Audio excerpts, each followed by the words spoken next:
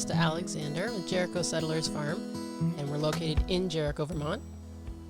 Mark Fasching, 10 years ago I would say Vermont's year-round certified organic CSA farm. Today I would say a profitable organic vegetable farm in the state of Vermont. I'm your host, Andy Chamberlain, and I take you behind the scenes with growers who share their strategy for achieving the triple bottom line of sustainability. These interviews unravel how they're building their business to balance success across people, profits, and our planet. Today's episode comes to you from Jericho, Vermont, where we visit with Mark and Christa of Jericho Settlers Farm. Today's conversation is laid back, from a visit on their back porch, chatting on a warm August evening here in Vermont. We learn how they grow their farm, from selling at their local farmers market to producing good food year-round, wholesaling storage crops into Vermont's food system. They share the reasons why they stopped raising livestock and doubled down on veg, as well as reflect on what advice they'd give themselves starting out and how that answer would be different for new farmers in today's age of agriculture. Mark and Christa both share the struggle of managing a business and how they've structured that to work together with raising a family. So, sit back and relax, because this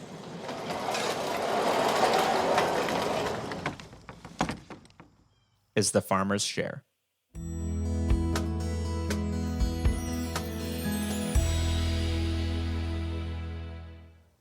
You put emphasis on profitable. Was that Yes. What's different from the beginning? Well, so maybe I think that's what our banner said on our farmers market sign. It was a mouthful, but now I go back to a profitable organic vegetable farm in the state of Vermont. Have you dropped the year-round part of that at all? No, we're definitely all? still year round. Yep. So your motto changed, that's my take. Your I don't know take. what Chris's take would be, but that's mine. Well, yeah, no, I agree. Organic year-round vegetables, I mean, that's what we do, and we used to be a lot more diversified, so we used to market ourselves that way because we used to do a bunch of livestock as well. But now we're streamlined down to veggies. I want to jump into one of my ending questions. What's the 10-year outlook of the farm look like to you? Well, that's $1 million question. I think we've grown to a point that's working really well for us. So we see ourselves continuing in pretty much the same scale and business model that we're in now and sort of production level that we're in now. And looking towards a way within, not in 10 years, but probably at 10 years to start scaling back and transition away from farming, or at least make it more of a part of our lives versus the majority of our lives. And we have some ideas on how to do that, but we haven't really got through the details yet. But yeah, I think that's the next step for us, is to start planning that transition away from farming sometime in the next 10 to 15 years. Yeah. Yeah, so Christa's a lot younger than I am, so in 10 years she'll still be farming, but in 10 years I will be retired. Oh, he's taking early retirement then. That's the beauty of marrying a young, lovely bride. Sure, yeah, we do about 25 to 30 acres of field production every year, and we have about almost 2 acres under cover in hoop houses and greenhouses. And our main crops are root crops like carrots, beets, potatoes, both summer and winter seasons. And then salad greens, which we pretty much do year-round, and the summer warm season crops that come out of the hoop houses like tomatoes, cucumbers. We also do zucchini, peppers, some other warm loving crops in hoop houses during the summer. So we've really streamlined down to those 3 categories: roots, greens, and what one would call them like the summer fruits, the hot loving crops. And we do a little bit more diversity beyond that, just to keep our CSA and farm stand offerings diverse, but we don't do those other things outside of those 3 areas. We don't do other crops in really large volumes. And we've moved away from all the livestock production that we used to do. We used to raise beef, pork, lamb, chicken, and eggs. And in the time that we were fading away from that, other farms near us were really growing and expanding in those areas and fine-tuning their systems. And so we decided to transition away from those, more for a quality of life and farm management perspective. We enjoyed doing that work, but we really had to make some changes in terms of how we manage the farm so that our lives were more manageable. And because these other opportunities were nearby with other farms doing great jobs with that type of production, we decided to utilize them and supplying those products for our CSA and farm stand.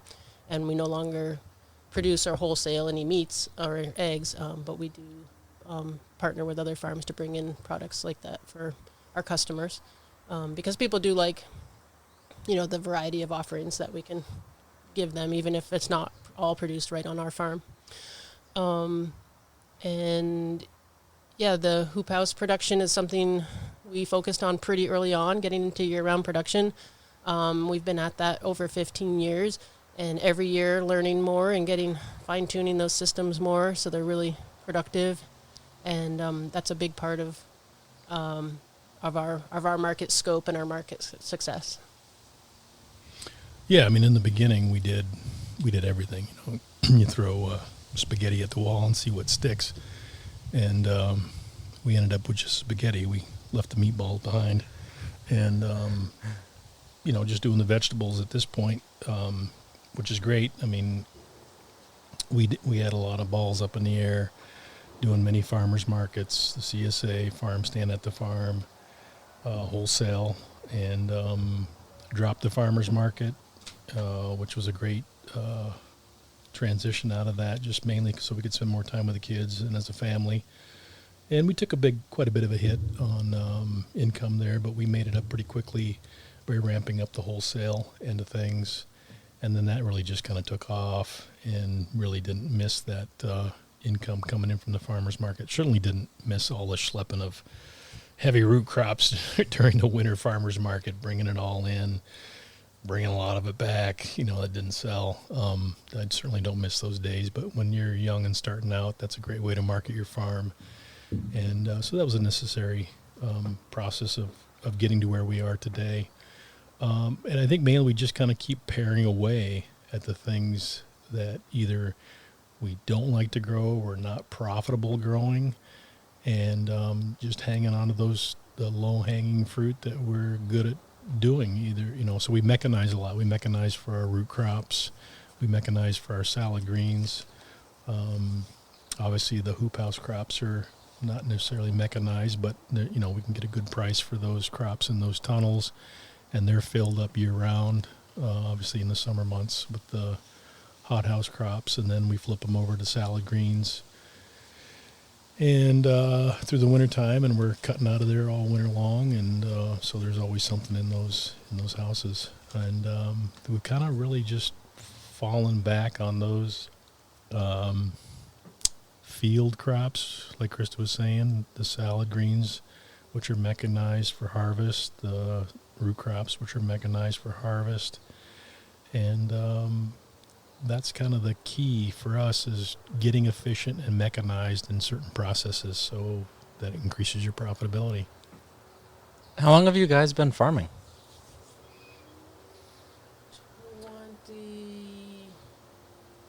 20-something years. With Jericho Settlers Farm, like going way back. I mean, I grew up on a small 10-acre family sustainable, not sustainable, I hate that word, a self-sufficient farm. So we basically grew our own vegetables. I grew up milking a cow. We had a family cow on the farm, a Guernsey Jersey cross named Cookie.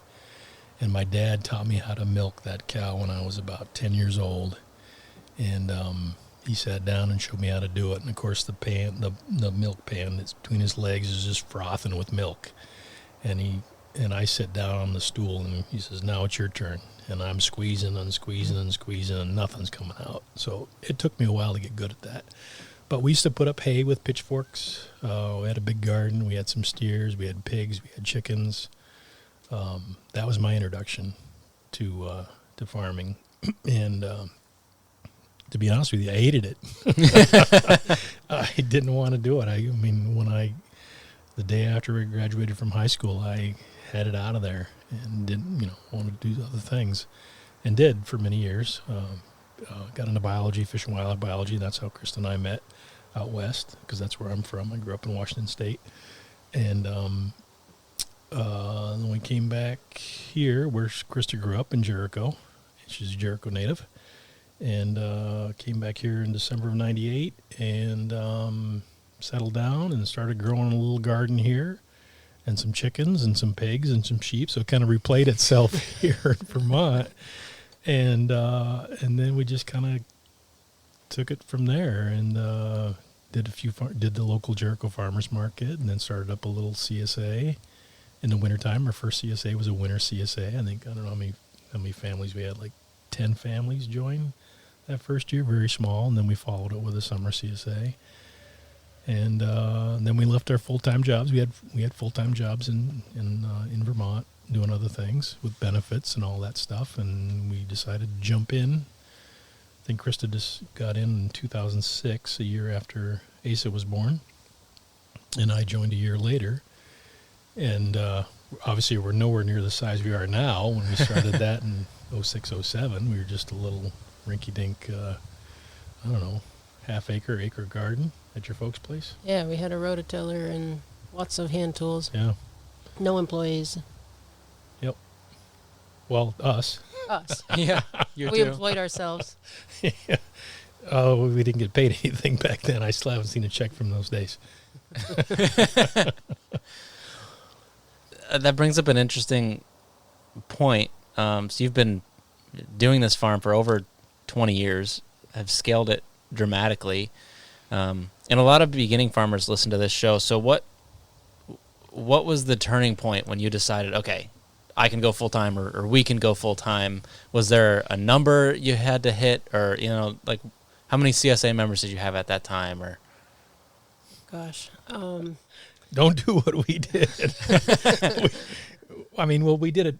We still had our jobs when we started doing the farming end of things. We did it part-time.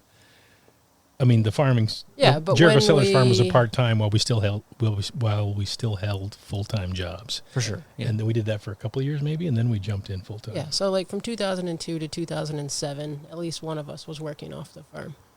But then from somewhere in 2007, you left your other job, and from there on, the farm was supporting us. So how did we decide, or like what?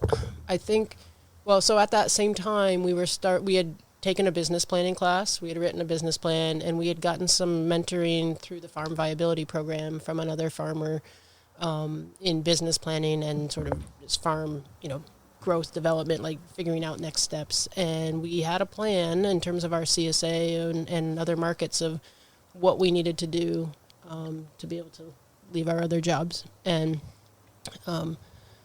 we were fortunate in the timing. Well, a couple of things that helped us is that this was like the beginning, or not the very beginning, but sort of the first decade of the local food movement. And the market was expanding rapidly. And so there was no problem finding a place to sell what we could grow. And we live in Chittenden County, right near Burlington. So we're near a major population hub for Vermont, of course. And so there were a lot of interested consumers who were getting more interested every year. And so that helped us enormously. And there weren't as many farms of our sort of type and size as there are now. Not to say there weren't any. There were definitely some very large vegetable growers and a lot of other small and medium farms starting up, but not as many as there are now. So there was a lot of room in the marketplace. And then we had access to land. We had access to land that my parents owned and were willing to let us use. And so we didn't have a mortgage to pay off right from the get-go in order to use that land. And so that helped us get started immensely. And then we also had my parents there. So we were raising small children, starting a business, and my parents were there to help us on the childcare end of things. And so our kids could be with us, and yet we didn't have to have them tied to our hip 24/7. They helped us out immensely in that, and we didn't have to pay for childcare. Not to say, I mean, we paid through food, I guess, and but certainly, not the real value of if we had paid, to have our kids in child Other care somewhere. familiar support. Yeah, exactly. So, so we had some help in those in that community and family support, and having grown up here, and my folks having lived here since the 60s, we had sort of a lot of social capital in a way. We know a lot of people in town, and we had known, people here for decades. And so when we started really marketing and trying to move our product, the first thing we did beyond, like once we were ready to expand our CSA, is we sent a letter. This was back, before people didn't send mail, We sent out a flyer to like 80 of our, friends and acquaintances, and said, basically your mom's list of all the people she knew. And of course, you knew a bunch of people too. But The family address book. Yeah, Exactly, yeah. So we basically said, hey, this is a new venture we're doing, and we're at that time we were starting to raise meat chickens, and we said we're raising all these birds and we're selling them up front. If you put down a deposit now, we'll give you, we'll sell you a portion of our production in end of summer, and we'll be ready to process, and then we just sold them all that way. We just pre-sold them through like all our friends and a family and acquaintances, and that, we sold several hundred birds that way, and we just grew from there. And then we started doing the farmers market in Jericho, and we had a little table out by the side of the road, so very, very small, but lots of interest. And we had friends, who found out we were raising pigs, and they're like, hey, can you grow a pig for us? And, oh, you're raising sheep. Hey, can we go in on a sheep? So it was just sort of like this word of mouth was happening of like, oh, they're raising, local meats. And there weren't that many farms doing a lot of local meat at that time. There were a few key players out there established, but not the diversity that we have now in Vermont, which is awesome. But to get started at that time, anyone who was growing like a pasture-based meat, there weren't that many options, and people were excited about it. And so that part was easy. The marketing was easy. And I think, we just had to decide, like, at some point, the hardest jump was like letting go of the benefits and the retirement package and like those real sure things, and trying to start this business that we didn't really know if it would fly or not. And so at some point we just had to make that leap. I think it was okay in that, we knew that if it didn't work out, we hadn't gone out and bought a farm. So if it didn't work out, we could go back to other jobs, and, my parents' fields would just grow back up into grass, and, and it wouldn't be the end of the world. And we didn't invest in major equipment or anything for a long time. I mean, I think if we redid it, maybe that would be the thing we would change, would have been to actually mechanize a little sooner. Like, we were schlepping stuff for, seems like forever, just not as much tractor work and a lot of hand work. And when we did finally start capitalizing and mechanizing in certain production methods, that was the game changer. And I was like, wow, we should have done this years ago. But, But you can't afford it in the beginning. Yeah, and you got to... Right. And also just mentally, we weren't sure, like, is this where we want to go? So you don't want to put down all that money until you know. Yeah, I think our golden parachute was our folks, and having them there at the farm, just down the road from where we live, and having them to look after the kids when we're out, doing chores. Kids would come out, well, Ace at the time, but later on, when our daughter was born too, but having the kids out there too whenever we needed them. But then when they were tired, and grandma would take them and watch them, and that allowed us to do a bunch of things. But yeah, basically not having to throw down a bunch of money for a piece of property far away from any support. We didn't have to go through with that. So that, I think, was a huge stepping stone to where we're at today. And we still get that support from our folks. Just this past winter when it was, we couldn't find any local help on the farm, it was just basically Christa and I and her mom and the kids on the weekends doing washing roots, getting stuff out the door, running the CSA, doing the wholesale, doing the deliveries. And that was a rough winter. But just being able to do that and come through that alive, coming out of that winter alive, was really only possible because of that familial support. In peak season, like what's an ideal number of employees do you have on? Reality or ideal, meaning like Both. Like how many do you have and how many would be like a smooth operating, like your goal? Well, right now we're really only down one position. So we have 6 full-time and 2 part-time. Well, including ourselves, 8 full-time and 2 part-time. And we could use 1 more full-time to make it a little smoother, a little easier on us. We're still, normally we don't put in full weekends when we're fully staffed, but we're putting in a lot of weekend time right now because we're not fully staffed. And so the other thing is, as every farmer knows, the workforce is very seasonal. And so you have your kids returning to school end of August and people just deciding that they're over farming and they want to do something else now. And they've tried it and they're ready to do something else, which, I get it. You're young, you try things out, you move on. And so there's, we always expect some attrition in the late summer, early fall. And we've tried to structure our production to kind of deal with that and be ready for that. And we always rehire new folks in the fall to fill those gaps, but there is that aspect of it. So I think so if you had asked me that question 4 years ago, I would have said 12 to 14, but we're now down to 8 to 10. That's a big difference. Yeah. And that's because we've gotten rid of livestock. We've dropped some crops. We've streamlined the crops we are doing. We've mechanized a lot on all ends, from seeding to harvest to wash and pack. And with considerable investment in equipment, but it's paid off because labor is our biggest cost.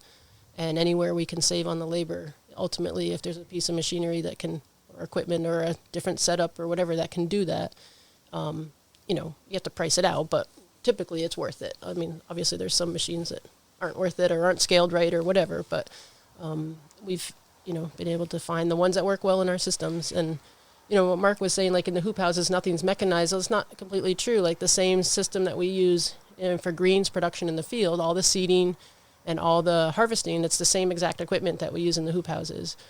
So we don't have to have a different system to harvest and seed and harvest our hoop house greens. It's the same equipment that we use in the field in the summertime. Yeah, I'm thinking more like cucumber, tomato. Yeah, that's all hand-picked. That's yeah. all hand-picked, which is fine. You get good money for that crop, so it can be hand-picked. Pretty hard not to hand-pick tomatoes unless you're processing or harvesting them green, I guess. Yeah, so the big change for us on the labor front was probably 6 years ago when we decided to go with H2A program, and we started out with 4 professional farmers from Jamaica, and I remember they came in. We got them in late because we didn't have the housing until I think late July or August, and I think they came in mid-August, and they stayed until early December.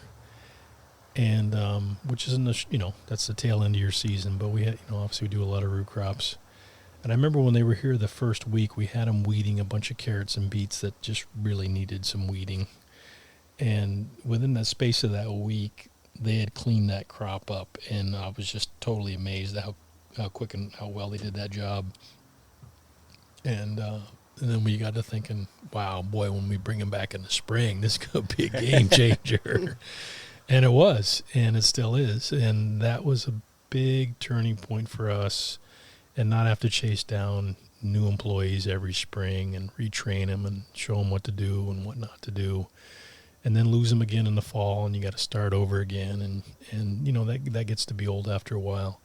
And then when you finally get your team, it certainly could be a local team that sticks around for a long time too. But in our case, it was our Jamaican friends through the H2A program that kept coming back, and they've been with us 6 years now, I think.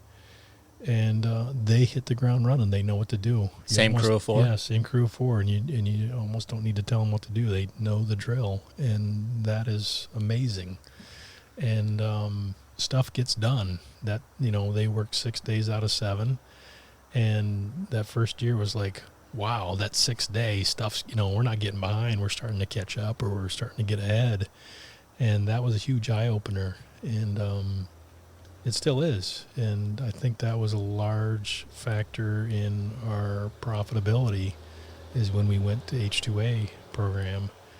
And obviously with the other factors too, mechanizing and such. But that was a big piece of it, big piece of the puzzle. That's still only half your crew. Have you found a good way of getting the other 4 or 5 locals? I don't know if that there's one good way, but If you know any what strategies have ways. you tried? Yeah. I think one thing we've done is we've structured some of the positions so that they're full-time year-round, so that can help folks who are looking for more than just a seasonal job be able to stay with us and, be able to pay more overtime for positions like that. We've also structured our workload so that we can utilize folks who are only available like May to August, like use them in the time, if they're in school or whatever, have some of our workload make sense for people who are only available for that period of time and not get frustrated by it when they have to leave in August, because it's, we know it's what's coming. I don't know that we've figured out a way to, like any magic bullet, but it's more like how we've restructured our business to deal with the work pool that's available. Doesn't always work. There's always gaps here and there at times, but that's, I think, more shifting our expectations and our needs versus trying to, pull teeth to get folks that either aren't there or aren't interested in that type of position or whatever it might be.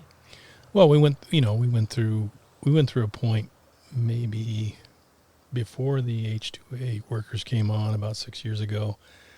We were pretty, like you said, 12 to 14 employees. We had managers that managed certain sections of the farm, and we had meetings with the managers, and we stepped away a little bit maybe during that process, but ultimately that didn't really work very well.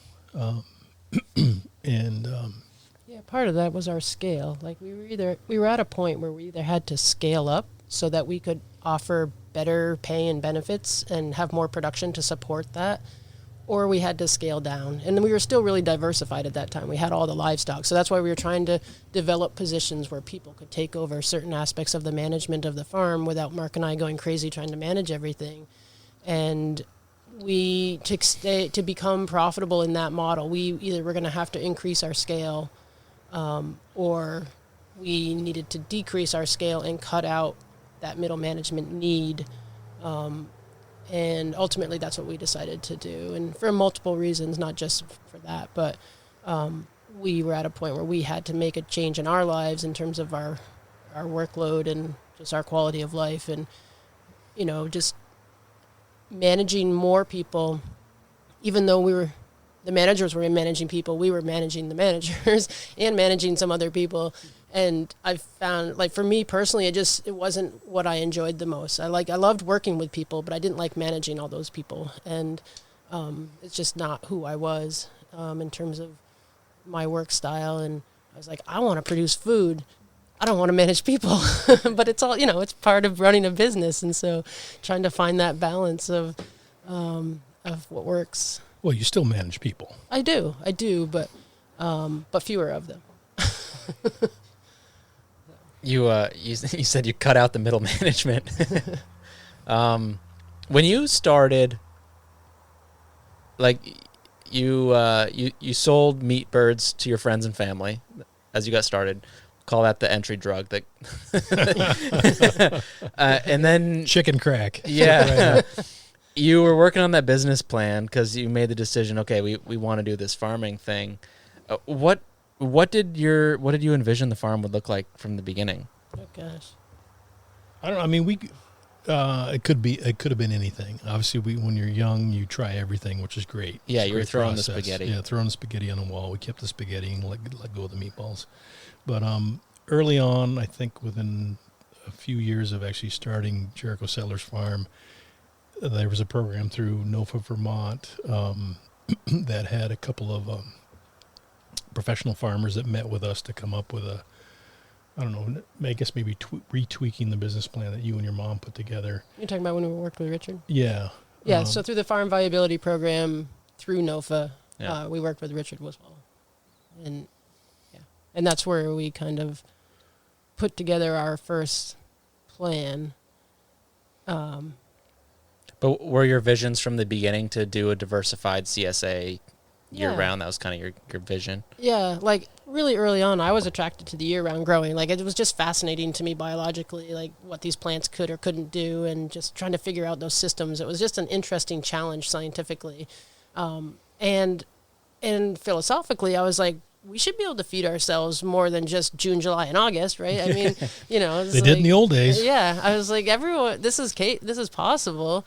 We just got to figure out the way to do it, and without having to heat a bunch of greenhouses. Like we should be able to do this with minimal inputs, and so that was sort of the intriguing part of it. And then of course the markets were wide open in the winters. Like nobody was growing. I mean, not nobody, but very few people were growing local fresh produce. Like there was storage crops out there, but there wasn't a lot of greens and things happening. And that's a different story today. Of course, a lot of great winter producers out there, really helped grow and advance that area of production. But I think it was, a desire to be able to grow, to feed ourselves year round, feed our community year round. And for me, from the get-go, graduated from college, I could have done anything, theoretically, right? I could have chosen any job. And I did do other work before farming.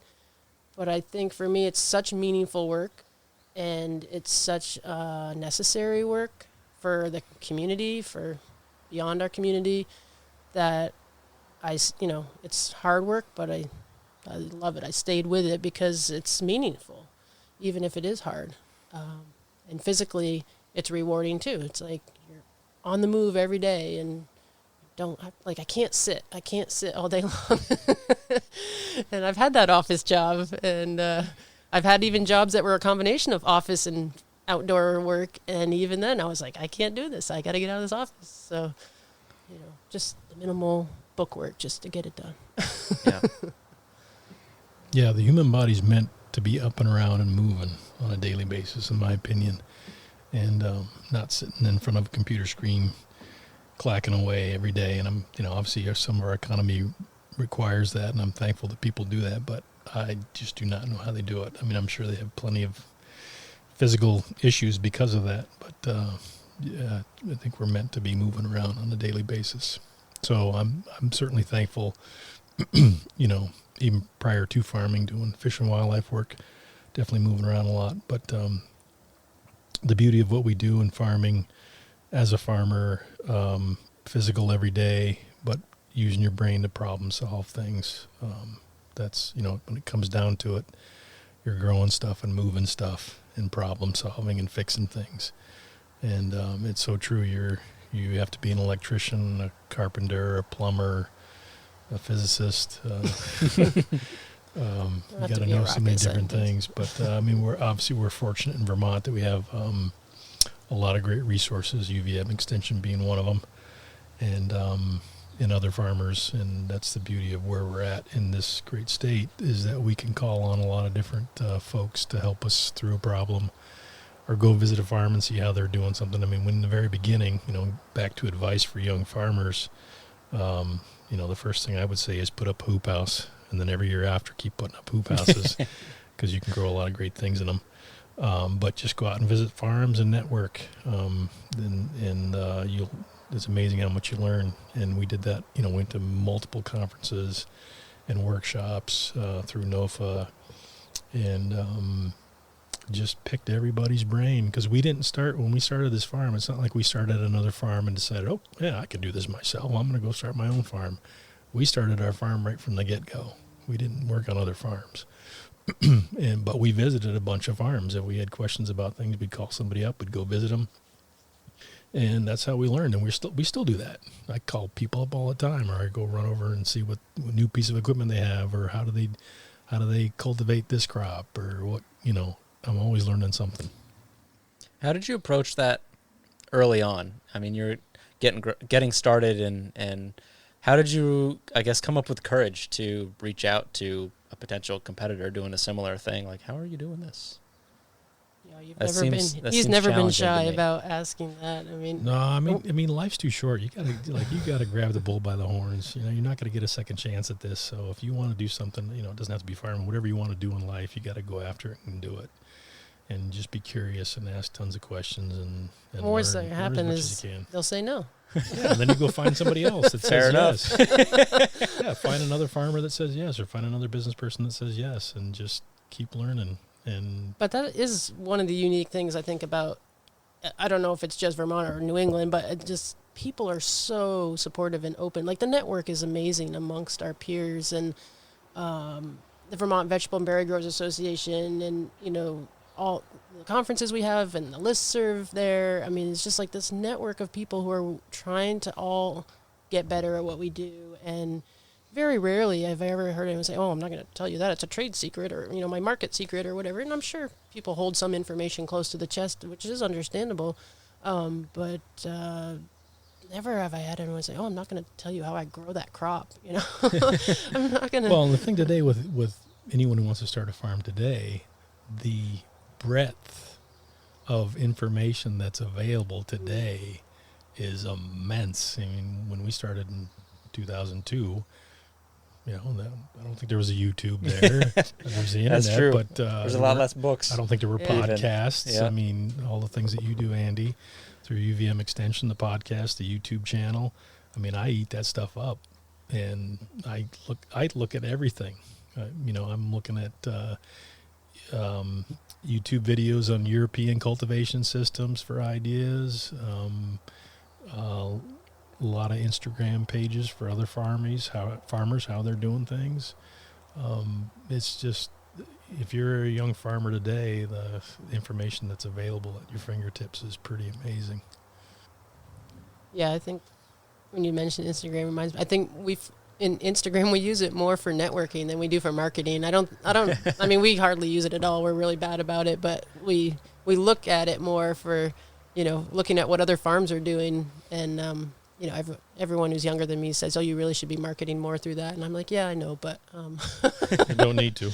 But right now I don't need to. And the local grocery stores aren't following your account to see what you have either. Yeah. Right. Exactly. Yeah. So we learn a lot from our peers through that.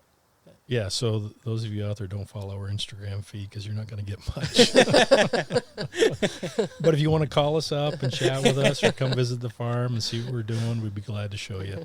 Because, people did that for us, and we're happy to pass that information on to the next group of folks. It's always appreciative and appreciated, for sure. You're neighbors of mine, for those who don't know, so I've always kind of kept we'll say an eye on what's going on around the bend. So when I heard that you guys were dropping the livestock, I was like blown away. I'm like, oh my goodness, they're gonna go under. Yeah, that's a huge part of their business. Like, what are they doing dropping that? And then it wasn't too long after when I realized, like, oh no, you're just refining your business and focusing down and doing the vegetables, doubling down better. Exactly. Like, yep. Oh. Yep. Putting more of our focus. It's like the eye of Sauron. We're focusing on the vegetables. But without the evil component, but yeah. Well, evil or no evil, we're doubling down on the veggies. What animals do you miss the most? The pigs. Yeah. They're the most charismatic, and they're smart, and they're just interesting. That's just from a personal perspective. That's what I miss the most. I'll tell you the thing that I don't miss is the call in the middle of the night that your pigs are out or your sheep are out. Yeah. I don't miss those calls at all. No, I think one of the best things we ever did was transition away from livestock, and that allowed us more time, obviously, as a family to do things, which is key in this crazy world of farming. But also, I mean, we were profitable back then, but I think once we dropped those things, then we became more profitable.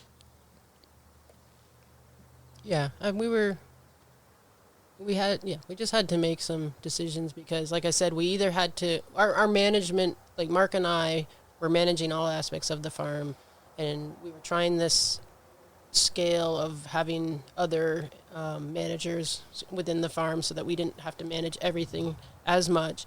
And but working those numbers, like the scale, we had to increase the scale a lot more, and that the business started to get bigger overall than I wanted to manage, because because we still had to manage the whole thing in some way, and and I'm sure someone else could have made that model work, but it just personally wasn't what I was looking for. It wasn't the size of business I wanted to do, and I didn't feel like I was in the things that I was supposed to be managing. I was stretched thin enough that I didn't feel like I was doing a great job at any one of them. I was doing an okay job at all of them, but not a great job. And I was like, if I could really do this the way I know I should, the way if I had the time and the brain capacity and the whatever to do this and still spend time with my family, then I'd be happy. And we weren't at the right scale for what we were trying to do. So we had to make decisions. And I think, I miss interacting with the animals. I miss some of the synergy that happened on the farm in terms of some of the energy cycling, like your compost feeds your pigs, your chickens produce manure that you can compost to feed your vegetable. There were these cycles that made sense. The pasture management of certain animals together, or of cycling back into vegetables after grazing. There were things that, from a farm perspective overall, from a ecological sort of sustainable perspective, that make a lot of sense and can be very successful at multiple scales, but it wasn't what we wanted to do. And with the land base that we had to make some decisions. So. Yeah, it's more profitable to buy in your chicken litter compost, in my opinion, to spread it to the fields than it is to raise a bunch of animals and then pull out all that compost out of the chicken house. And right, you didn't just drop a certain market segment, but you dropped the management that went with it. You dropped all the other chores that went with it. There's a lot. You dropped the grain bill. You dropped all the equipment that had to go for doing fencing and egg boxes and all that stuff. And from a food safety perspective, we had all these protocols in place to separate our livestock and our vegetable production, and all our cleaning and our tools and our clothing, everything had to be separated from a food safety perspective. So that simplified so much of our operations to not have livestock on the same property. When you had to go down and do chicken chores to collect eggs, which is across the road from the wash pack house and the other hoop houses that are growing vegetables, you basically had to suit up like you're going into a nuclear facility, hazmat, because there's dust in the air from the chickens, and you're handling eggs that have manure on them, and then you're bringing them up and you're washing them, and it was just a whole another perspective of farming, that losing that aspect freed us up in so many different ways to concentrate on other aspects of the vegetable side of farming, and allowed us to, kind of really think more about mechanizing and, growing certain crops that we love to grow and grow well. And that kind of, once we started seeing what that felt like, what kind of profitability that started to bring in, that was a great feedback loop. Yeah, you not only freed up other areas, financially, but you freed up a lot of time. Yep. And that was a big goal at that pivoting point. And we didn't lose that aspect of our market, because we have such great nearby farms doing a good job with those products, and producing those products in a way that we were supportive of, a lot of grass-fed and grass-based models, which is what we, wanted to source for meats and eggs. And so because they're doing a great job, it allowed us to keep bringing in quality product for our customers and keep that diversification in our product line for our customers, what they were used to, without having to grow all those products ourselves. Just helped out those neighbor-friend relationships, I'm sure, as well. Yeah, I I mean, mean, Helped it's build that network. Those neighboring farms are successful, Yeah. and been great to that's see them grow. That's all part of the agricultural economy. It's great to have that. Those local livestock-based farms that we can buy their product and resell at our farm stand and or offer through our CSA. What would you say fulfills you in this career? Well, it's really meaningful work. Like producing food for people to eat. It's sort of an essential need that we all have. And being able to produce food that has a lighter impact on the world as a whole than some of the other systems that are out there for food production is important to me. I mean, I come from a biology and ecology background, and environmental studies was also a major focus area as I was going through my college years. And learning about some of the models of food production, I was like, this does not make any sense. I was like, what is going on? And, you know, I was naive and young back then and didn't have any idea of where those thoughts would lead me. But knowing that they're, and not to say that the way we farm is perfect in any means, there's always trade-offs, but being able to come up with models and systems that are lighter on the environment and, you know, the word sustainable that everyone hates or loves, but also important to the community, like the social network of the community, and being able to be a resource for the community and not a liability for the community. You know, you think about some of these huge like confinement livestock operations, and like who the heck would want to live in an area where there's just manure overflowing into streams or whatever the problem may be in any given extreme weather event that happens and blows up a livestock, a confinement operation or whatever, and just the lives of the animals, so it's just like, there's got to be a better way to do this. And so it's just really important to me to work on better models, better systems that we can do and other farms can do in the future, and try to, figure this all out. How do we build a food system that can feed enough people in a way that we don't destroy our communities and our natural world in the process? What fulfills me in this career? Well, I guess being up and around every day. There's a new problem to solve every day. You're using your brain, your physical. I get excited every year, mainly when there's a new piece of equipment that I can bring into play and push the farm forward towards more profitability. Time-saving efforts and equipment, that's a big thing. Getting streamlined, getting efficient. Not handling things as much. I mean, in the very beginning when we harvested roots, it's basically get out there with the undercutter bar and everybody out in the field and, yanking roots out of the ground, twisting the tops off, throwing them into a bag, throwing the bag onto a truck, taking the truck up to the farm, throwing the bag onto a pallet, pushing the pallet into the cooler. Okay, it's time to wash. Okay, let's pull the pallet out. Let's grab the bag, undo the bag, throw it into the barrel washer. We don't have to do that anymore.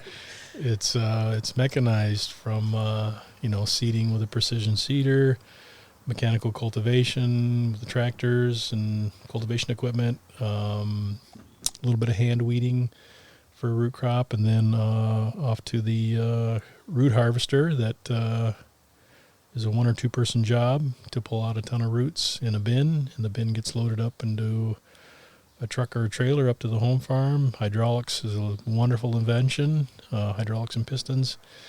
Offload that, stack it in the cooler with a forklift. Come time to wash, use the forklift, unstack it, put it into the bin dumper to soak tank to barrel washer to rinse conveyor to sorting table, bag it up, and then it's out the door over the next week or month. And that process excites me, and always trying to find ways to reduce the steps that we have to take through that whole process. Increasing your throughput in one area can create bottlenecks in others, and so that part is like, okay, now we have a bottleneck. How do we work our way out of a bottleneck? How do we streamline it? How do we get more efficient? That's the stuff that I'm always thinking about. And we're not completely there, but every year I think we get a little bit better, either through changing things up or moving a piece of equipment around or adding another piece of equipment. Although we're kind of running out of room in that barn. But, trying to make that work as well. So, we know when you have an end product with your label on it, with your farm's name on it, and all the people behind it that made it happen, is a great feeling to see that product in the store, on the shelf with your label on it, or in a restaurant on a menu with your name on it, is a great feeling. And I guess all of that put together is what makes me get up in the morning. You can see who's in charge of the root production. I enjoy that part. That's why I think partly, if you enjoy a certain aspect of what you do, I think you do it well. We don't grow sweet corn, right? Your grandpa grows amazing sweet corn. He probably loves growing sweet corn. I hate growing sweet corn. We tried it, and it's all right, but it's like I'd rather be doing something. I'd rather be doing a different crop. Yeah, we've got that system down. Yeah. So I'm fine with that. The other aspect of what's fulfilling, someone asked me today, like, what's my most favorite thing I've ever grown, like vegetable or whatever. And I was like, well, there's not like one thing, not one vegetable that's my favorite, but what's my favorite is the first of those vegetables each season. So the first cucumber or the first cherry tomato, like when they're ready and ripe and you've got a crop growing that looks awesome and that first harvest happens and you eat some of the best tasting vegetables, it's like, that's what is exciting. Because, there's all these other things happen before you get to that point. And when you get to that point, it's like this little reward. Victory. Yeah, exactly. Yeah, I think the most important crop that we've grown are our kids. Really, when I think about it, it's not, all these things that we do, we take pride in, but really ultimately it comes back to them. And the challenge for us and a lot of farmers is carving out time to spend with your family. And that's ultimately, when you're on your deathbed, you're not going to be thinking about all the time you spend on the tractor or managing people. It's really going to be, how much time did I get to spend with my kids? And that's the big challenge for us ever since we had them. Still is a challenge. You started this farm at the same time you started growing kids. How has their involvement been? Are they involved with the farm a lot? Are they interested in it at all? Or I don't think as a long-term career path, but they have worked on the farm since they were old enough to do something, and it's always been a paid job for them, and so it's been a great way for them to learn what a work ethic is and how to manage money, and it's they've been able to open themselves little IRAs to get started. Like if I wish my folks had said, hey, start an IRA, when I was 15, it's like, but even though there's still like, well, why do I want to invest it? I want to use it, I was like, well, a little of both, yeah. But I think at times it is a burden because it's like, oh, we're going to do this. Oh, wait, I got to go finish this thing at the farm before I can, go do that or what. And that's what, Mark and I have tried to be better about is like, okay, reprioritize, let the thing on the farm go and go do whatever it is that you've planned to do with your kid. And that's hard when you're running your own business. There's no one else's, if everyone's gone home for the day, no one else is going to fix that emergency or whatever. Like you have to take care of it. And so sometimes it does pull us away in ways that we wish it didn't. And the kids feel that too. But I think they've learned a lot. They, from a young age, like helped out at farmers markets and in the CSA. And so they have all these interactions with customers and just talking about themselves, talking about products. Like they they have no problem standing up in front of people and saying, hey, X, Y, and Z, whether it's farming or something else. They're just like, they're just social and outgoing because maybe it's just part of who they are from the get-go, but they also just had that exposure early on to dealing with all different types of customers and people. And, I think they may not tell us this now, but in the future, I think they'll tell us how much they appreciate the food when they have to go away and grow or eat or buy their own somewhere else, and just be in a different food system than in what comes through our kitchen right now. But the other big part for them, I think, was growing up with their grandparents on the farm, and you probably can attest this. Yeah, I can relate. Yeah, it's just great to have multiple generations working together, and even if you're not all working for the same ends, it's like just having those interactions on a regular basis is great for all of us, not just the kids.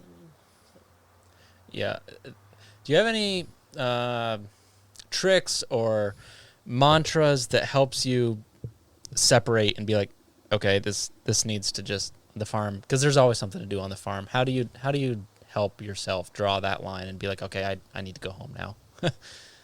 Yeah, you have to be able to shut it off, and that's hard. I mean, we both work hard. I mean, that's in our maybe partly how we grew up, but yeah, I'm always thinking about work. Probably shouldn't be, but I'm always thinking about work during the growing season. Then in the wintertime, I start thinking about other things. Start thinking about doing stuff in the wood shop and doing things with my kids more in the wintertime because they have more time in theory. But in the growing season, it's like it's tough. I think the greatest things that we've done is taken family trips elsewhere, like the Yellowstone or Grand Canyon, skiing, mountain biking trips. Our kids will remember those forever. I certainly remember them. Those are great. I wish we could do more of those. It's hard to carve time out for those, but when you do, it's like, you come back and go, why don't we do more of that? That's a great idea. And yeah, it's hard to shut yourself off from what you're doing because it's your business, it's your livelihood, right? And it's that, but it's also that you can do a better job. Like you always know, like I should do this, I can do a better job. And so you just always are thinking of like the things you need to do, the ways you can make things better, and you just want to have that success. You want to make those things happen. And so at some point, you have to say to yourself, it's okay to let that thing go. It's okay if that thing doesn't get done or doesn't get done as well as I had hoped it would. Let's just do the bare minimum and get out of here. And I think we've gotten better at that, but it's definitely like I have to keep telling myself, just don't do that. Just go. It's that'll still be there tomorrow. You can take care of that tomorrow. And if it's not, if whatever it was died or whatever, then, so be it. But, I think as business, and this probably isn't true just about farming, as business owners, you have so many different pieces that you're trying to keep moving. It's hard to let some of them go and know that it can affect a lot of other things. And it's not just the business, it's something you're really passionate about. Yeah. I was on I took a bunch of vacation time last week, and I was reflecting on this weekend because, ahead of vacation, you're like, oh, I'm going to do X, Y, Z, A, B, and C, get it all done. And so there's house projects we wanted to work on, whatnot. And what did I spend my weekend doing? Riding in the tractor. Like, yep, haying. We had a bunch of hay to do. And like, I had, maybe this is an opportunity I can take a day and we'll go pull the canoe out of the barn that's sat in there for the last 5 years 10 years probably, because no one's ever taken the time to go canoeing. And I'm like, we've got a couple bikes in the barn. Maybe we should go test those out on the rail trail or something. And we just didn't make time for it. But I think back, it's like, well, not only did I not make time to do those other things, but I did what I wanted to do. And that was what I did when I was in my teens. Doing hay, helping grandpa on the farm. Like, that's just what I want to do. So it's like, well, I guess you kind of follow your passions there too. So it's like not just your business relies on staying in the farm, but it's, it's where your heart's at. Right. So it's hard to pull away from something you don't like, but also, spending time with family as a balance. Exactly. Mark, you mentioned several times you like to be outside, physically active.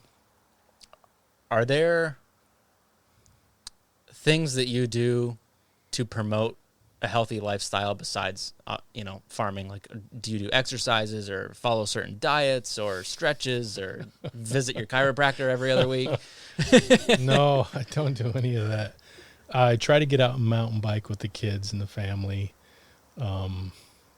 That's a goal every year. It doesn't always happen, but, hiking, mountain biking on the weekends. But I didn't grow up skiing. I grew up in the desert, so skiing's foreign to me. How I ever ended up marrying a world-class skier, I have no idea. But Christa skis with the kids in the wintertime, and I try to get in the wood shop and make and make chairs. That's kind of my thing. I like to do work with wood in the wintertime and make some furniture, which is not really all that physical, but you're doing something. You're using your brain in a different way. Although last winter none of that happened because we just didn't have the staff to do the work that needed to be done on the farm. So it was work all last winter. So hopefully that'll change somewhat this year. But when I'm not farming, mowing lawn, riding bikes, hiking, hanging out with the kids. We try to get up to Chris's folks have a camp up on Shadow Lake. We try to get over there every once in a while and canoe and fish and relax, read some books. That's always nice to do that. Obviously still kind of thinking about farming, making a list of things. Well, maybe I should change this up. So still thinking about it, but more in a relaxed way, I guess.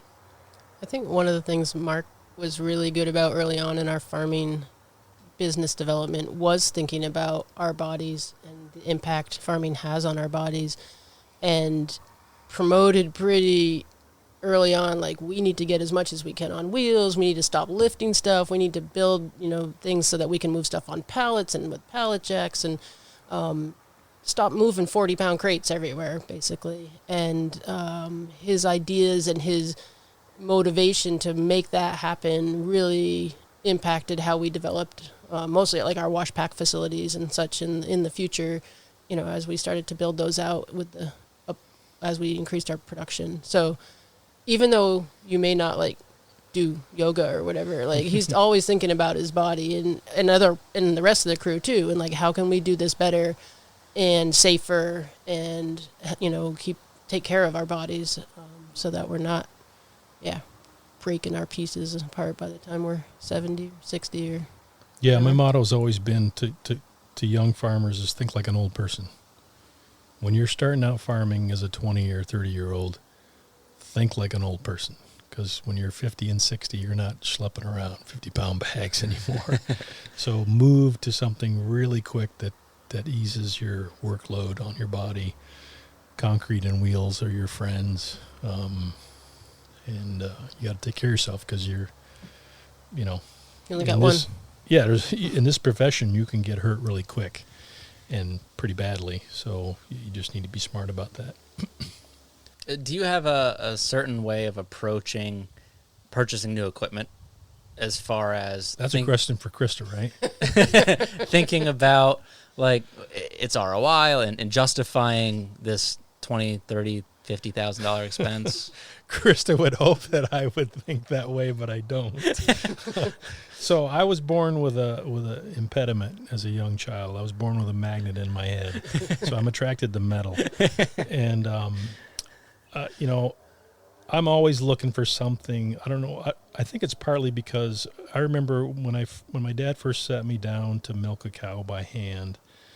That was fun and all once I mastered it, but it was like, oh my God, this is getting nuts. I got incredible forearms and a great handshake now, but I want to move on to something else. And he got at an farm auction, a surge compressor milking system where you hook up suction cups to the cow and go off and do other chores, and then the milking's getting done via that process. And I think that set the kernel in my head about improving systems and looking for equipment that made it easier, because that's kind of all. I always think of that all the time, on no matter what it is on the farm, whether it's out in the field or in the wash pack house. And I'm always looking for that information. Like I said, back, visiting farms, talking to other farmers, all the information that's on the internet, and just various sources of used equipment dealers that are out there, trying things out. And that's kind of where we've got a hodgepodge of pieces of equipment out there. The carrot harvester that we've upgraded. We have a new carrot harvester that works amazingly well. It's allowed me to work in less than ideal conditions in the field. We had a 2-inch rain storm event here last week, and the following day went out and harvested carrots through some less than trying conditions, pretty muddy stuff.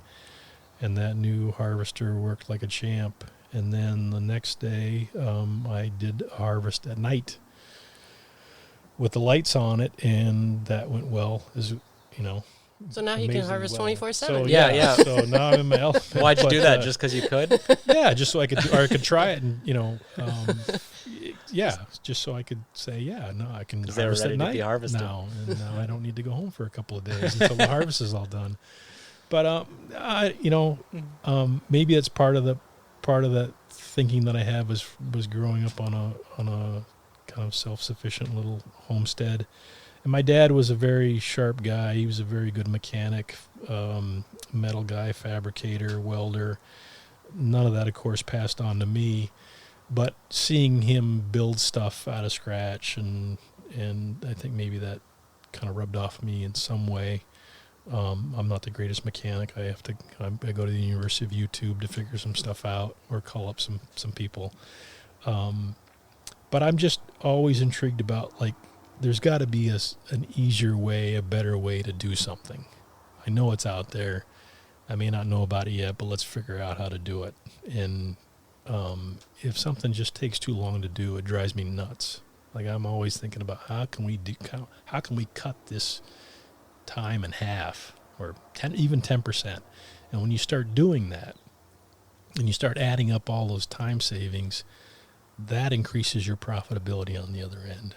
If it's taking you less time to get a product out to sale, you're starting to make some money.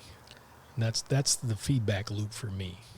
Do you do those pencil calculations, or do you No, just I don't. have It's in my head. You just know, It's in there's my got to be a head. better way. Christa says, well, we need to sit down and crunch the numbers. Let's, He says, no. I know it's going to work. He says, I'm work. going to buy this, and this is what it costs. And I said, I'll get back to you. Yeah. And I ask him a series of questions and do the cost-benefit analysis and calculate, will it give us a return within 5 years? And if it does, then I say, okay, Mark. Okay, those are the thresholds I was looking for. Yeah. Yeah, I don't do any of that. I just have a gut feeling that it's going to work. So he finds And what he invariably it wants, does. takes an opportunity. Yeah, No, there's but I been a have to- few we've kiboshed. But I have to run it through the boss, and once she gives me the okay, we move forward. Not yet, sir, but keep thinking. Yeah. Yeah.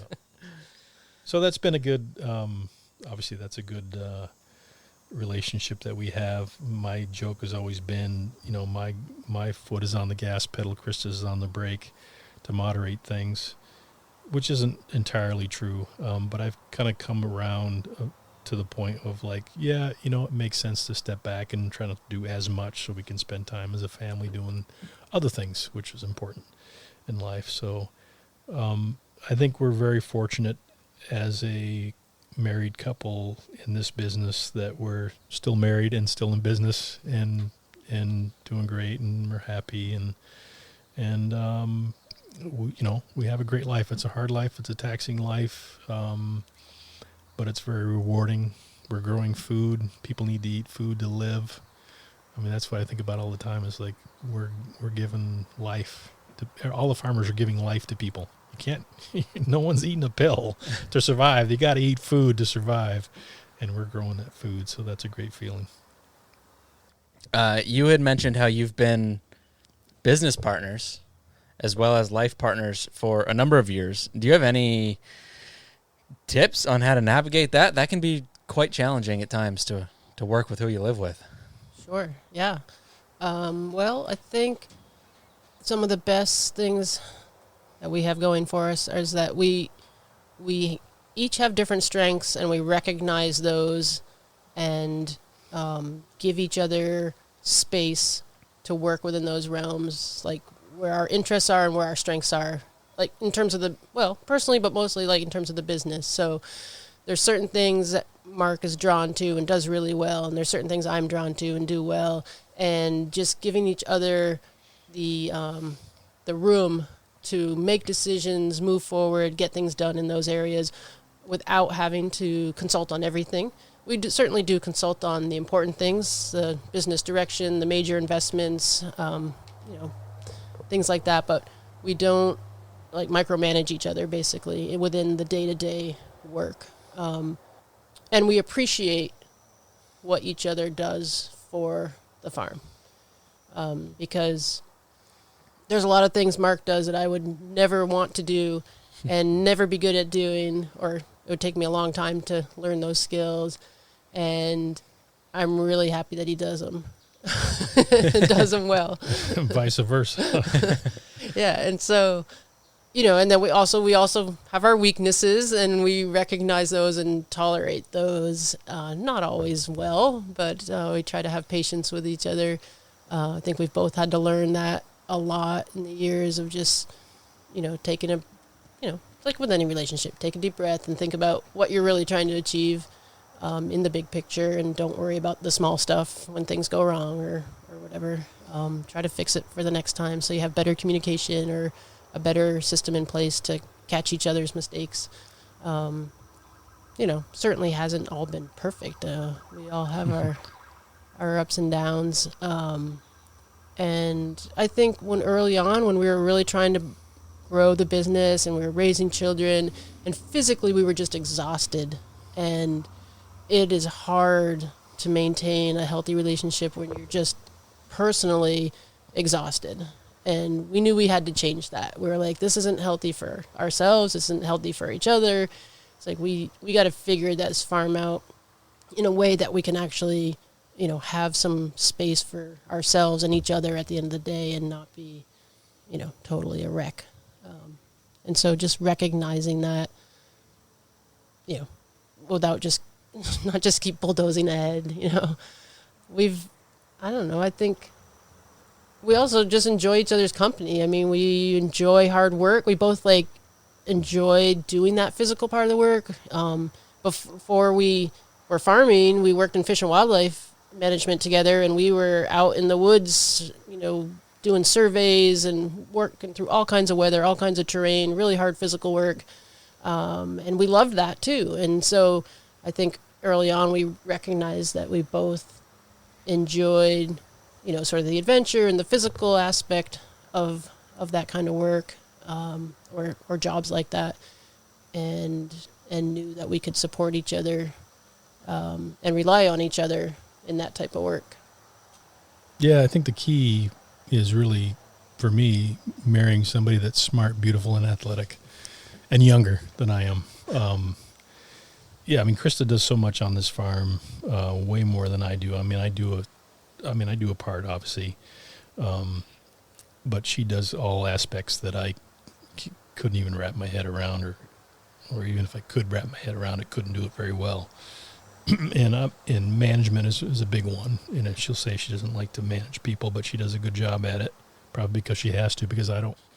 I'm terrible at managing people, which is, it's good to identify what you're not good at and maybe not do it, or maybe you try to improve upon it. But yeah, building a business in and of itself is a and a difficult thing to do, but to do that with someone that you're in a life partnership with, married to, is times 100 to that level. And, we went through a lot of, we're still working probably too much. But yeah, it's not a sprint, it's a marathon, and we just keep plugging away. I think what helps over the long run, is less stress in your life. And I think when you become more profitable, that helps with that level of stress. You've got maybe different avenues to take if you've got some profitability to ease that stress. My firm belief has always been you can, no matter what you want to do in life, you can be as successful as you want to be as much as you put into it. If you just really live and breathe whatever you want to get into and build for a business, you can be successful at it. It's going to take a lot of work, and doesn't happen overnight, but when it does, it's a great feeling.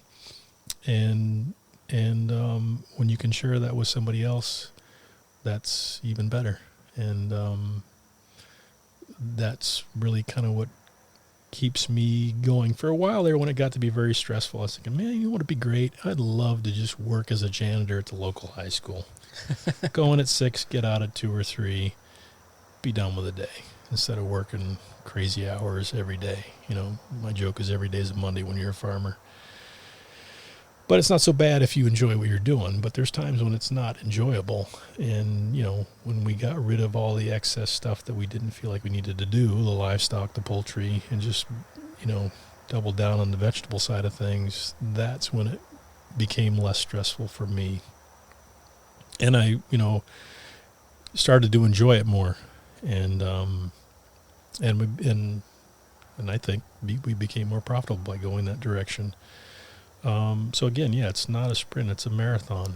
And I think we're at the point now where we are in the business of this farm is we're in a good place. I feel like we're kind of like we figured it out where we need to be, what we need to concentrate on.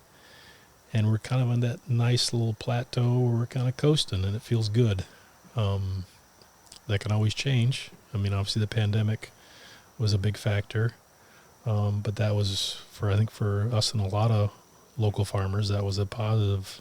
On the positive side of monetary was a definite positive factor. A lot of work, but a positive monetary factor, which allowed us to put more money back into the farm and become more efficient.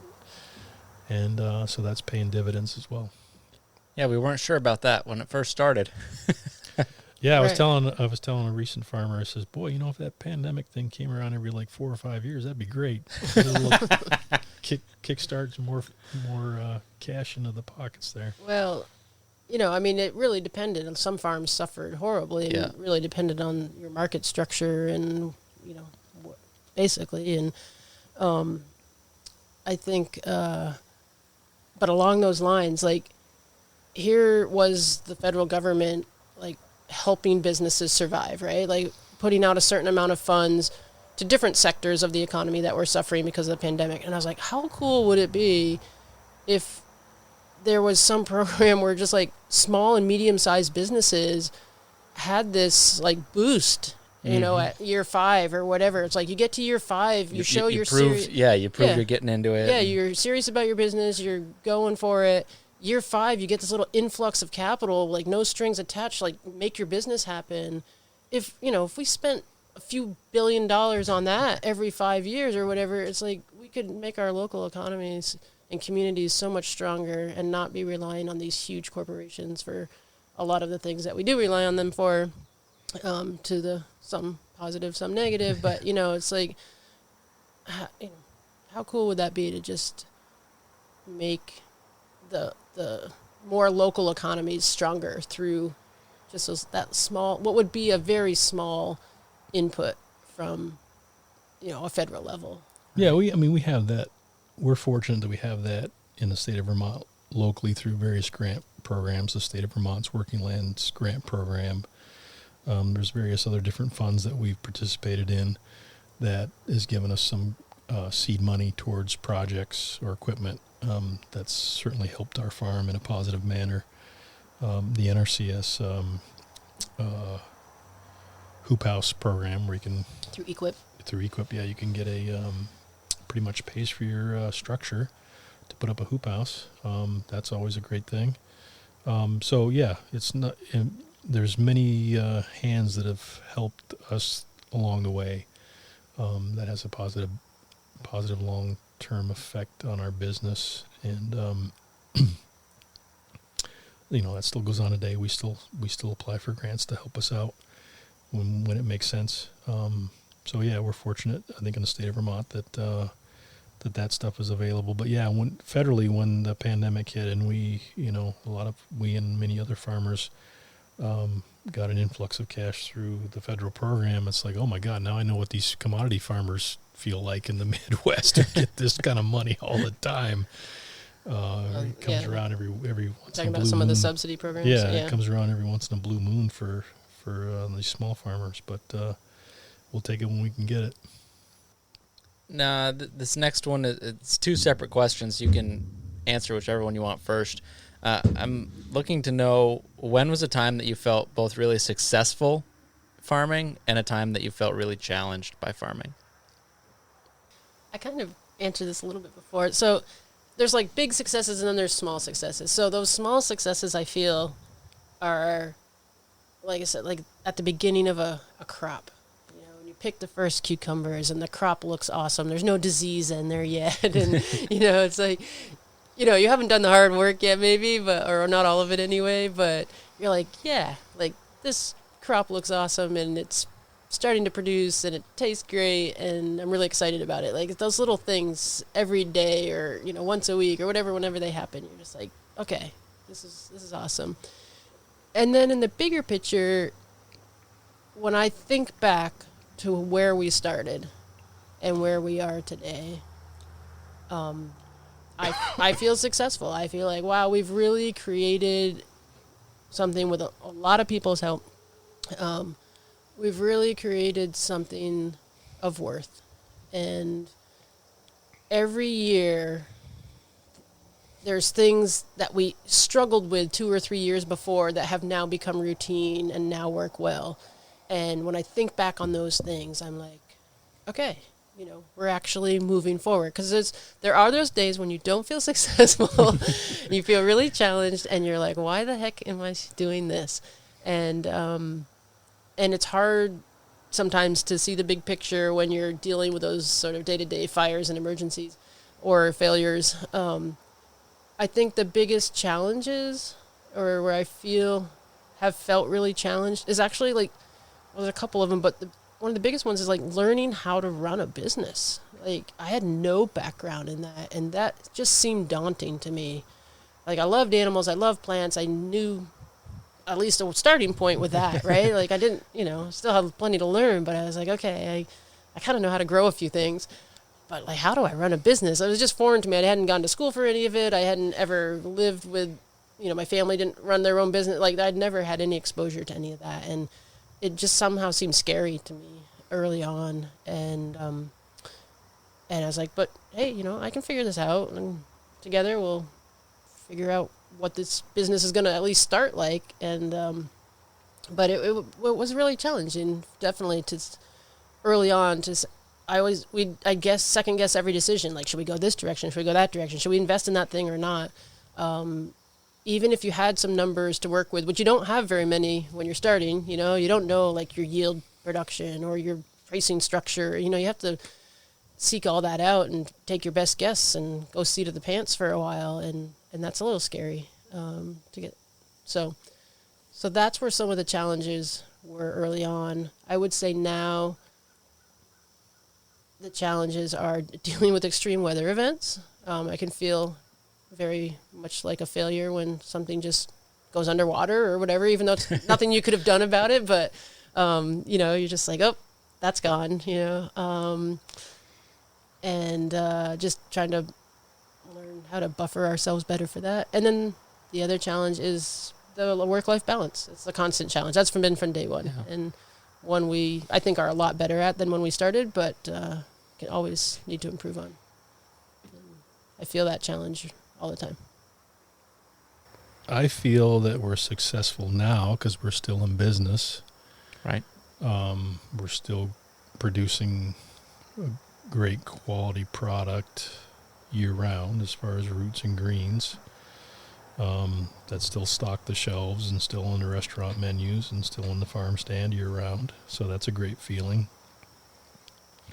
And I felt like things really turned the corner for us when we, beating on the drum here again, but brought in the H2A workers, and we doubled down on veg production only. Got rid of the extraneous stuff that were just pulling us in too many different directions, the livestock and the poultry.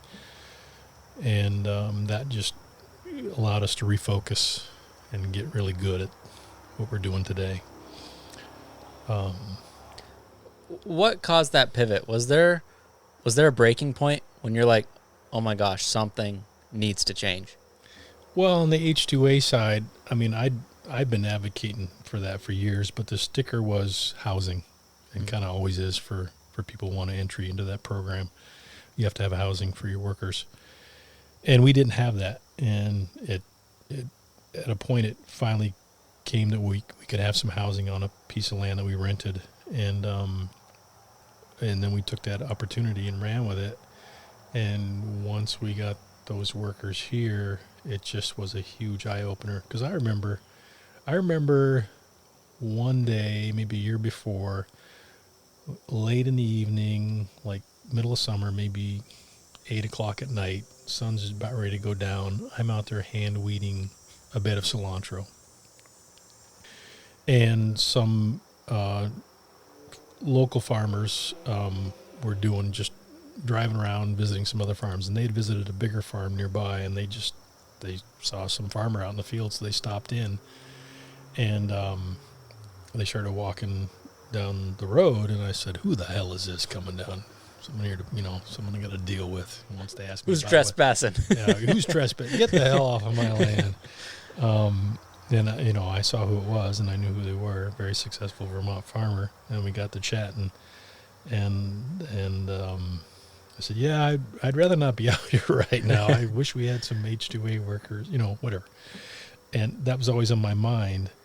And when we did get them, it kind of validated what I always thought was like, this could be huge for our business, and it was, and it still is. And not to take anything away from local folks, because they've been a huge, since day one, local help has been huge and still is for our business.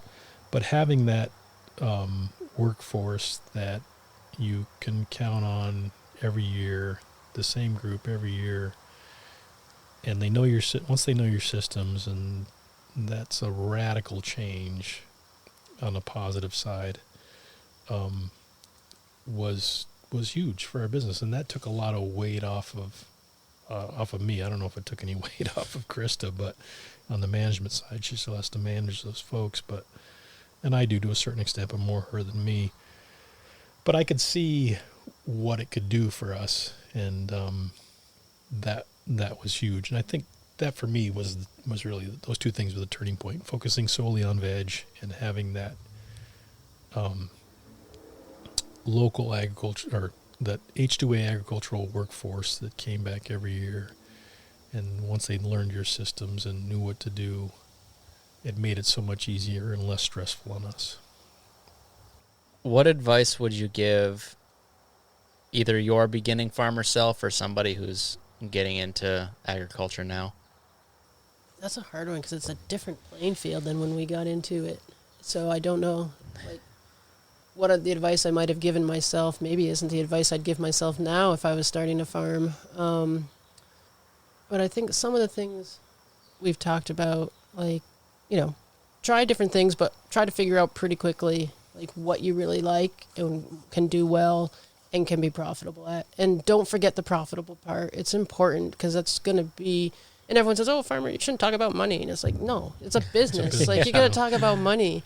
You got to live just like everyone else. You should be able to go on vacation and invest in retirement and send your kids to college. Why shouldn't a farmer be able to do that? And so understanding as soon as you can, be really observant in your business to try to figure out where to put your efforts and your investments, and make those investments as soon as you can. Anything that's going to save you on labor, that's going to give you, help you with a quality product, save your body, thinking about those things, work efficiencies, work safety, high quality production, market, resiliency, I would say. Like, don't put all your eggs in one basket. Like, that's, even though that might seem more efficient, it's also riskier. Do those cost-benefit analyses. Don't just buy the piece of metal because you have a magnet in your head. Run the numbers. It's not that hard to do. And if you aren't sure what the numbers are, talk to people who can help you. And get the numbers for your farm as soon as you can. So, like, we collect a ton of data on our farm, and it has helped us make decisions about work efficiency, crop selection. Like, we know what we produce from every hoop house, every crop, every piece of the field. Like, we know what's coming out of those fields. We know what it took for us to put that product into the field, to get it out of the field, to get it washed. We don't track every piece of data for every crop every year, but we've looked at the big players, the crops we grow a lot of, or the crops that are particularly challenging for us, and we collect data on all the inputs, all the labor, and we figure out whether it's profitable for us or not. And if it's not, we either drop it, or if it's so crucial, like, say, for our market, like, we have to have that product because everyone loves it, we figure out a way that it can fit in with the rest of the product so it's not, costing us a lot of money. Because, sometimes, like sweet corn is one that people always say, that's the draw. Everyone comes to the farm stand for the sweet corn, and then they buy all the other stuff. But if we can't produce sweet corn profitably, we're going to find someone like you who can, and buy that in versus try to produce it ourselves, or just acknowledge that we're going to lose some money on sweet corn because we're not that good at producing it, but we're going to make it up in these other areas. And so capturing that data for your farm as soon as you can, after a few growing seasons, you should have a baseline to work with and start making decisions based on it. Well, not much to add to that, what you said there, but I'll try. I guess back to, it's a marathon. It's not a sprint. You're going to get out of it what you put into it. And everybody's situation is different. We have had and still have many advantages that were still afforded to us in using family land rent-free for many years until we were able to buy the farm from Christa's folks. Having her folks there to watch the kids. I mean, if we didn't have that to start with, I don't know if we would be still farming. That is and has been a huge aspect to our business, our well-being, and ultimately our profitability today. Is not having to go out on a limb to secure a loan and have the stress of that hanging over your head in the beginning when you're just trying to figure out what you want to do, right? I mean, and I guess the flip side of that is you don't necessarily need to own land to farm. You can rent it. You don't need to own it. As long as you've got good soil, proximity to water and markets, you're going in the right direction. But we have had some serious advantages from the get-go, and that's been a help to us. And then the other aspect of that is starting a family. If you're thinking about starting a family, then, farming on top of that is tough. You really have to do some soul searching there. If you don't have the support of other people to help you with your kids, that can lead to a lot of stress. And there's so many aspects of it. I guess it goes with any business, as not just farming, but ultimately farming is a business. I think a lot of people forget about it. They think that is a nostalgic feel of farming. Like now it's a beautiful evening. The sun's dappling on the trees. We're on the back porch of an old Vermont farmhouse. Life is good. We're sipping a beer. It's pretty idyllic right now. Yeah. We're in the great state of Vermont. It's not too hot and humid. But farming is a lot of work. It's a day in and day out. It's a slog. Almost think of it as like a marathon on top of an Ironman, on top of those Spartan races that those people would do. They just like go out for a day and do these crazy runs through the mountains and stuff. It's like, well, you're only doing that one day. Farming is doing that every day. And you want to, you have to get back up and do it again the next day. So perseverance and, you got to be a special breed of person, I think, to farm. And I guess the second piece of advice I'd give to a young vegetable farmer is put up a hoop house and then put one up every year after, because you can grow some great crops in those and be pretty profitable with little input. Yeah, I would second that. I think we actually really changed our growing calendar with the hoop houses. There was such less urgency to get into the field early. Once we had enough hoop houses to do some of the early production for the markets that we had, it was like, okay, we're not going to try to push the window and get the greens out there in April and transplant all these things and put remay over them early. It was like, okay, no, we'll just grow that in the hoop house. And it's such an assurance, to have that weather protection basically. And obviously they have their risks too, and high winds and snow load, and there's all those other aspects you have to manage. But those are the exceptions, and the norm is that you get high quality crops really consistently, and they pay for themselves within 1 or 2 seasons, depending on what you're growing in them and how often. But they're one of the best investments you can make in our climate. What are you excited about in your next year of farming life? Figuring out how to retire. No. Yeah, you always got to be thinking That's the about next that. chapter. I guess the young folks don't think about that. That's the other thing that young folks should be thinking about, or advice to young farmers is think like an old person from day one, because you don't want to be schlepping heavy stuff or pushing and pulling heavy stuff. You got to think smart about your body, but also thinking about what does life look like after farming. I guess those are other great pieces of advice for young farmers. Well, I think Mark mentioned earlier, we've grown the business to a point where it's financially successful and our systems are, solid. So we're in this fine-tuning phase and always looking for a little bit more to make the systems work a little better, or make the product a little better, or expand the market a little bit. But we're not growing leaps and bounds anymore. And we've made a lot of investment. We're trying to maximize those investments, making sure we're using our capital investments to their, to their maximum as much as possible. And that's really where we focus. Like when we think about, well, what should we grow? How much? It's like, okay, well, how much can we fit in the cooler? How much can we run through the wash line? How many people do we need to do that? And it's not like, oh, I really like growing this crop, so let's just try it. And it's like, no, what can we... I mean, we might do that just for fun, and not make it part of the business, just to experiment, because... Yeah, I found a couple of fig trees in the back of the hoop house recently.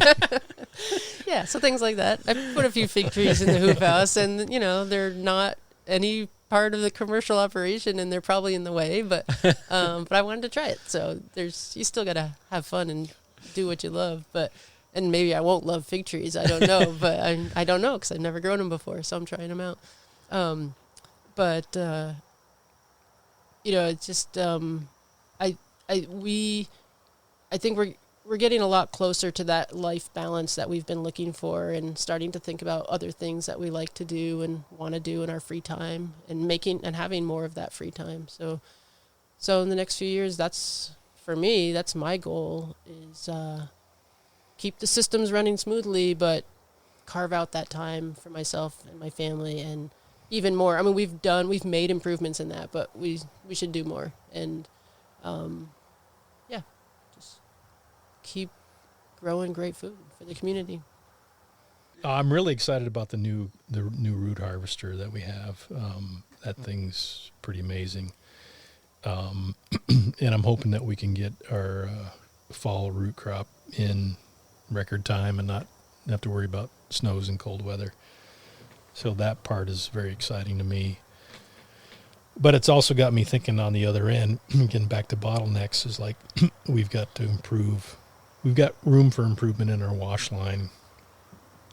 And, we've got some pieces that we need to still put into place to make that more efficient. And so that's kind of what's on my mindset for the next year is getting to that point where we got the seeding, the cultivating, the harvesting part down. It's in the wash line part down as well too, but there's some room for improvement to streamline that and speed it up a little bit better. And again, that all comes back to, what's on the top of my list, profitability. It's like if you're doing stuff in half the time or 10% of the time, less time, you're selling it for a good price, you're making more profit. So yeah, ultimately that's what it comes down to. But yeah, again, back to what Christa was saying, more family time. I mean, that's really the kind of the uppermost thing that's, I think, in our minds, because our kids keep growing. They're going to be out of the house before we know it. And then when they're out of the house and we realize, oh, now we got time. Let's go do this. Let's do that. Oh, wait, the kids are gone. Yeah. You got to do that while your kids are still around. So that's always a constant challenge. And we need to work better at that, because we tend to be workaholics. But our kids work with us too. So we had them working this winter, helping us out in the wash pack. So it's always great to work with them. Generally speaking, have you got it down to where your evenings and weekends are free? Depends on the time of year. Well, I mean, we do invoices twice a week, so Those are our evenings. Monday Those are evenings long and days. Thursday evenings, we're doing. Krista and I are sitting down. Sometimes the kids help reading, going through the invoices for making invoices for the following day for deliveries, and so oftentimes we're up till, I don't know, what we're 11 o'clock the other night, and either one of us is dozing off, and we get to snap each other back into reality to finish the Not done yet. invoices. Yeah. Yeah. And then sometimes we just can't do it, and we have to get up early to finish it. And then, weekends, I don't know, we're probably a little bit better. Again, back to, we're just doing veg now. We're not doing all these other crazy livestock and poultry stuff. So in theory, we have more weekends available that we can do stuff around the house, which is great. We try to do a lot of that. Don't always do that, but we're getting better at it, I think. Yeah, I would say, yeah. We work half weekends, I would say, most of the time. Yeah. And then evenings we're getting a lot better. Well, you're not as good as I am, but I can get home by 6 o'clock most nights. She's a better cook than I am, so I hang out in the field a little bit later, Yeah. so I make sure He waits. that great meal is done. Yeah, you'll come back with that 30-minute text. Okay, coming soon. Yeah, but I would say, we're getting better, but it's still something we work on. But in the winter, we have most winters we have a fair amount more time. Like, that's the beauty of having your own business too, is you can be flexible. So I say, oh yeah, I try to be home by 6, but sometimes I'm home for 2 hours in the middle of the day. I can escape and do something with the kids, or read a book. Yeah, there or is some something. flexibility. Yeah, so it's not like, even if we start early, it's not like we're 6 to 6 every day. But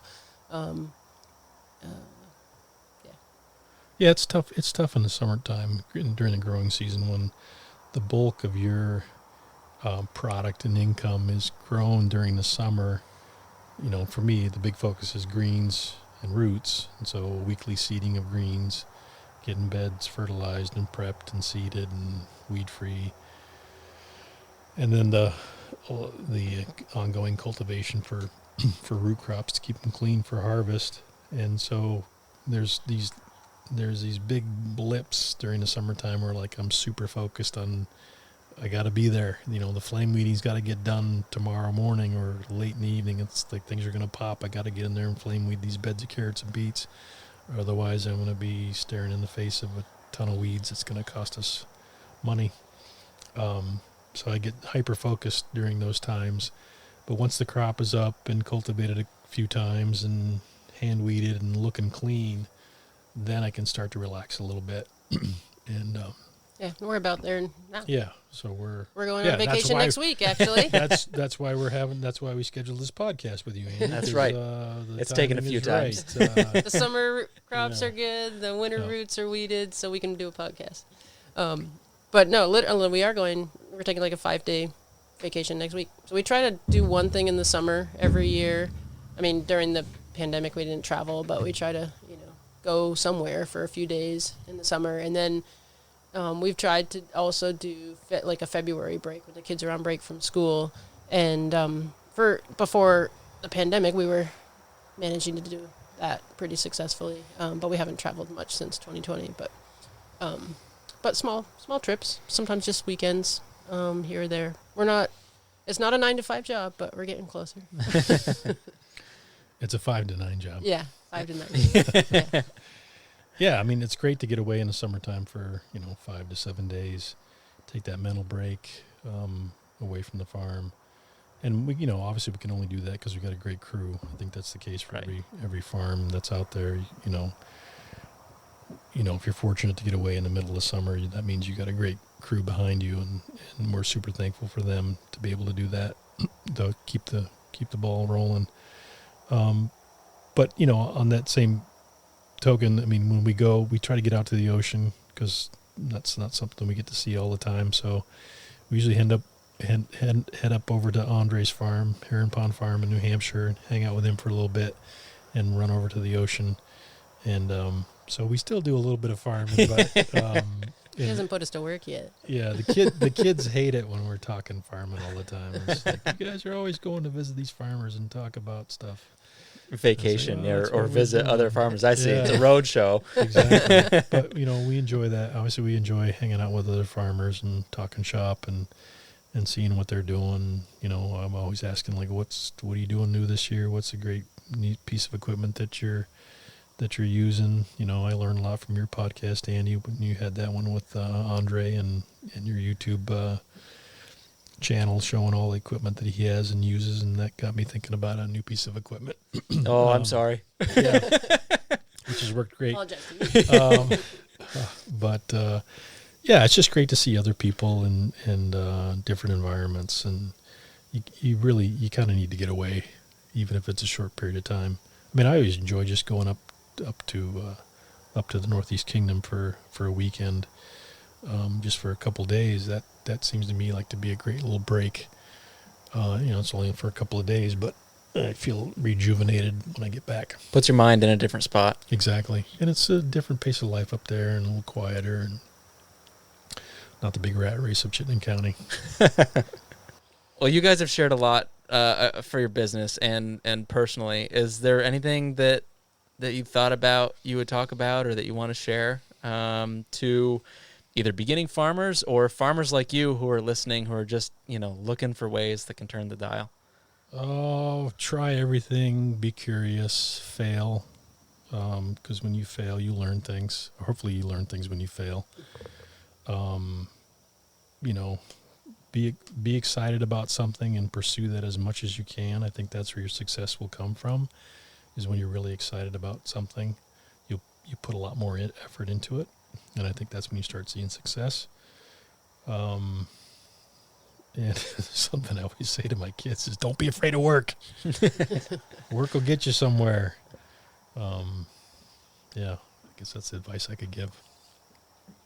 Well, my self-mottos are keep it simple and don't sweat the small stuff. So I've had to learn those because you can get wrapped up in the small stuff and probably doesn't make a difference in the big picture. It's a good mantra. Well, you said you don't share a ton on social media, but if people want to reach out and ask some technical questions, because we'll give you Christa's cell number. Yeah, we just scratched the surface. I mean, 2 acres of greenhouses, and we talked on and on about automation and tractoring and scaling up and all that, but we didn't talk about any of that at all. So if people have questions about that, how can they get a hold of you? Well, we do have a Facebook page, which we don't keep up. Instagram. And an Instagram page, which we don't. I think we maybe post 2 to 3 times a year to our Instagram page, which also, since they're owned by the same company, links to Facebook. Yeah. Just email us. We have a website, believe it or not. Our contact information is on the website. Our email, our phone number is on there. Our personal cell phones are not on there, but talk to Andy. Andy knows our numbers. he can get you to our cell numbers. Yeah, JerichoSettlersFarm.com. Yeah, I mean, today we gave a tour to the produce folks at City Market South End in Burlington that we sell to, and a great group of folks came out, about eight or so folks from the produce department, and Christa gave them a tour at the home farm at the hoop houses and the wash facility there. And then they came down to our farm in Richmond, and I gave them a tour of what we're growing down there and the equipment that we use to grow it all. And they had a great time. And we give workshops to local farmers, young farmers, or call us asking questions about this and that. We're happy to answer those questions because that's how we started. We asked lots of questions, visited a lot of farms. And, I think we need to all share that information to keep growing great food for people. Well, thanks for coming on the show and sharing all that you did. It's an honor to be on your show, Andy. It's a great podcast and all the other stuff that you guys do at UVM Extension. Keep it up. Thanks. Thanks, Andy.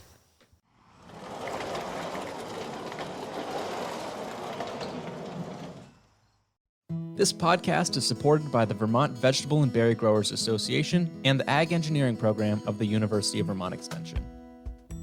If you want to see photos, videos, or any relevant notes from this episode or others, check out the website thefarmersshare.com. TheFarmerSshare.com. Be sure to subscribe to our YouTube channel and follow us on Instagram so you don't miss any content. Thanks for listening.